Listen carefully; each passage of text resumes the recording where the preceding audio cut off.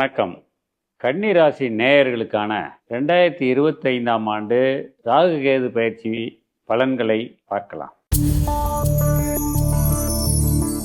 ராகு பகவான் மீன ராசியிலிருந்து கும்பராசிக்கும், கேது பகவான் கன்னி ராசியிலிருந்து சிம்ம ராசிக்கும் பயிற்சி ஆகிறார். அதாவது உங்கள் கன்னி ராசிக்கு ராகு பகவான் 6ஆம் இடத்திலும் கேது பகவான் 12ஆம் இடத்திலும் பயிற்சி ஆகிறார்கள்.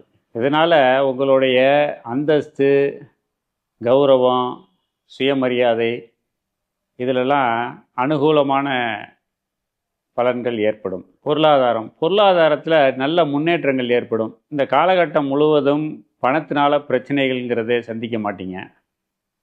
ஒரு சந்தோஷமான காலகட்டம். கொடுக்கல் வாங்கல் சிறப்பாக அமையும். பெரிய அளவில் வங்கி கடன்லாம் வாங்குவீங்க, அது அனுகூலமாகவும் இருக்கும்.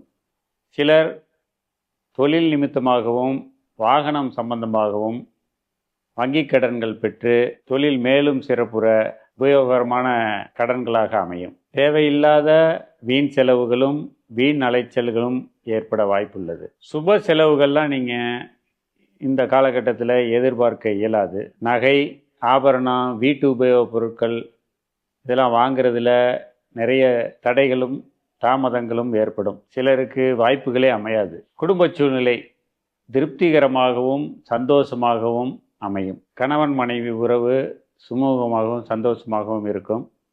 ஆனால் சயன சுகம், தாம்பத்திய சுகம் இதில் பிரச்சனைகள் ஏற்படும். சின்ன சின்ன பிரச்சனைகளை அவ்வப்போது சந்திக்க வேண்டிய சூழல் ஏற்படும். தொழில் செய்கிறவங்களுக்கு தொழிலில் நல்ல முன்னேற்றங்கள் ஏற்படும். சில புதிய தொழில்கள் துவங்குவதற்கான வாய்ப்புகளும் உண்டு. சிலர் பார்ட்னர்ஷிப்பில் தொழில் துவங்கி வெற்றியை காண்பார்கள். தொழில் லாபகரமாக அமையும். விவசாயிகளுக்கு அனுகூலம் இருக்காது. எதிர்பார்க்கிற விளைச்சல்கள் அமைய வாய்ப்பில்லை. கலைத்துறையில் இருப்பவங்களுக்கு ஆதாயமான காலகட்டம். வராத பணம் வரும். புதுவிதமான அனுபவங்கள்லாம் கலைத்துறையில் இருக்கிறவங்க இந்த காலகட்டத்தில் சந்திப்பாங்க. உத்தியோகத்தில் இருக்கவங்களுக்கு நல்ல முன்னேற்றமான காலகட்டம். பதவி உயர்வு, இடமாற்றம்லாம் எதிர்பார்க்குறவங்களுக்கு அவங்க எதிர்பார்க்குற மாதிரி பதவி உயர்வும் இடமாற்றமும் அமைய வாய்ப்புள்ளது. சக தொழிலாளிகளோட ஒத்துழைப்பை எதிர்பார்க்க முடியாது. ஆனால் மேலதிகாரிகளின் ஆதரவு கிடைக்கும். வீடு மனை பொறுத்தவரையிலும் வாங்க விற்க அனுகூலமான நேரம். சிலர் புதிய வீடு மனை வாங்கும் வாய்ப்புகளும் உள்ளது. அரசாங்க சம்பந்தமான பிரச்சனைகளை சந்திக்க வேண்டிய சூழ்நிலை ஏற்படும்.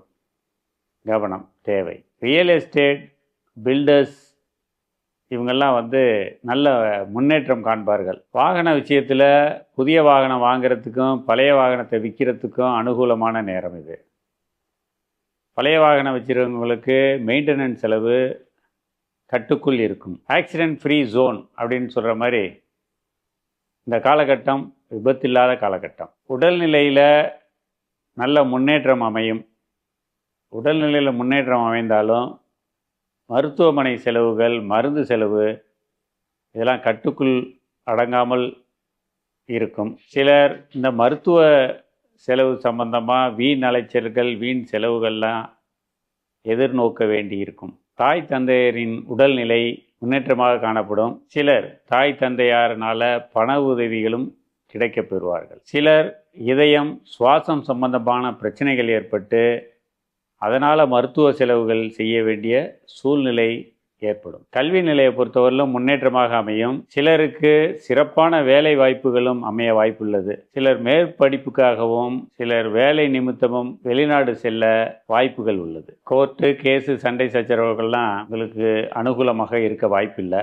அதனால் வீண் அலைச்சல்களும் வீண் செலவுகளும் ஏற்படும். வர வேண்டிய பணம் வர்றதில் காலதாமதம் ஏற்படும். சிலருக்கு வராமலும் போகலாம். வெளி மனிதர்களின் ஆதரவு, உதவி இதெல்லாம் குறித்த நேரத்தில் கிடைக்க வாய்ப்புள்ளது.